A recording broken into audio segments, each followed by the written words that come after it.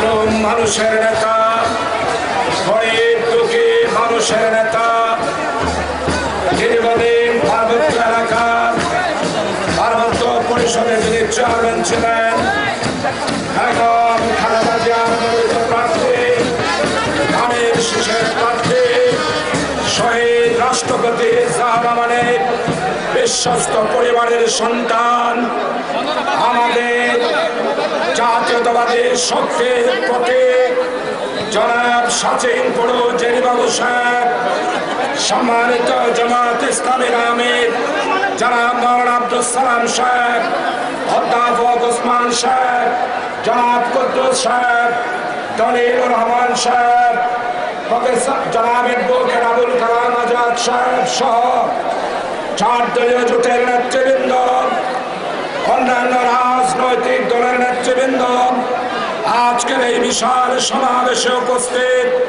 আমার বান্দরবানের সর্বস্তরের প্রিয় দেশবাসী, নির্যাতিত নিপীড়িত কৃষক, শ্রমিক, সর্বস্তরের নিরন্ন দরিদ্র মানুষ, আপনাদের সবার প্রতি রইল আমার আন্তরিক সশ্রদ্ধ শ্রদ্ধা।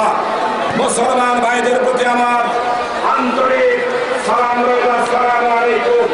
প্রিয় ভাই সব, আপনারা জানেন নবম জাতীয় সংসদ গত 22শে জানুয়ারি 2007 সালে হওয়ার কথা ছিল। 2007 সালে 22শে জানুয়ারিও বেগম খালেদা জিয়ার প্রার্থী ছিলেন জনাব চেরি বাবু। জনাব চেরি বাবু তাদের প্রতীক নিয়ে নির্বাচন অংশগ্রহণ করেছিল। প্রিয় ভাই সব, 22শে জানুয়ারির নির্বাচন বানচাল করা হয়েছে। কারা বানচাল করেছেন আপনারা জানেন। তাদের ক্যান্ডিডেটও আপনাদের সামনে এসেছেন। ওনারা এই কেয়ারটেকার সরকারকে বলেছিল ওনাদের আন্দোলনের ফসল, কিন্তু এই কেয়ারটেকার সরকারে আওয়ামী লীগের নেত্রী শেখ হাসিনাকে জেলখানায় দিয়েছে, গ্রেপ্তার করেছে।